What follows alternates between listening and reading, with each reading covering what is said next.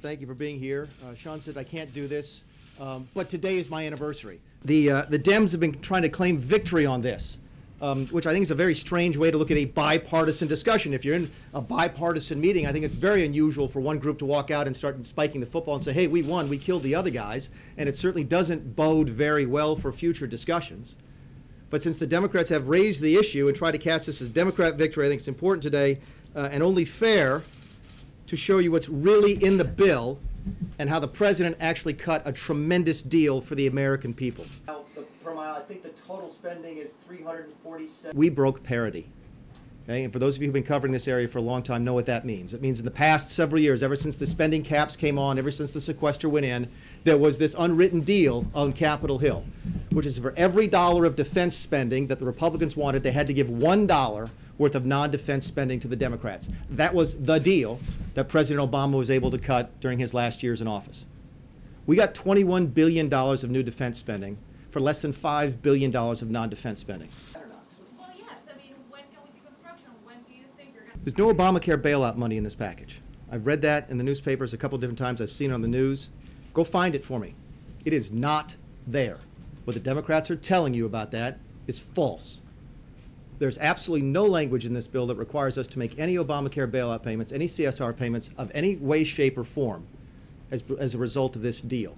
Okay? Why are the Democrats saying that? Because it's what they told their base they would deliver, and they failed to do that for their base. That is not in the bill. About why would you have a discussion of shutdown in September? What they really didn't get is this, and this is what they wanted. They wanted a shutdown. We know that. They were desperate to make this administration look like we couldn't function, like we couldn't govern.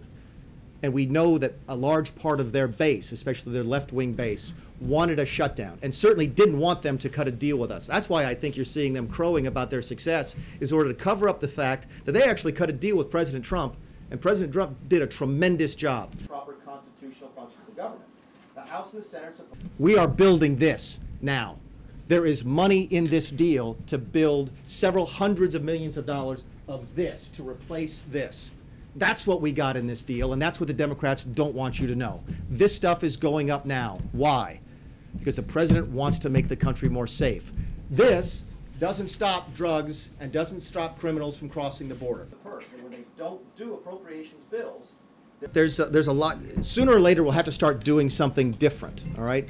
I think I can make the argument, and I think I just did, that we've made something dramatically different here today by getting rid of parity, by going that dollar to dollar and getting to something new, okay? That may help us change town a little bit. But if we get to September and it's still business as usual, business as usual, business as usual, nothing changes, and it takes a shutdown to change it, I have no problem with that. You can always call Mr. Zartaki. Thank you very much again, and thank you for letting me have. I think a good shutdown, if there is such a thing, again, a shutdown is not, and I've said this before to you folks, I said it during my confirmation, it's not a goal, okay? And it's not a negotiating tool. The president advocated but to the extent the president advocated for one today, if you wanted to imagine what a good shutdown was, it would be one that fixes this town. So what would the that one that drives the message back home to people that it really was as broken as they thought that it was when they voted for Donald Trump, and they would trust him to, if that's what it's necessary to do to fix Washington, D.C., that would be a good shutdown. Yes.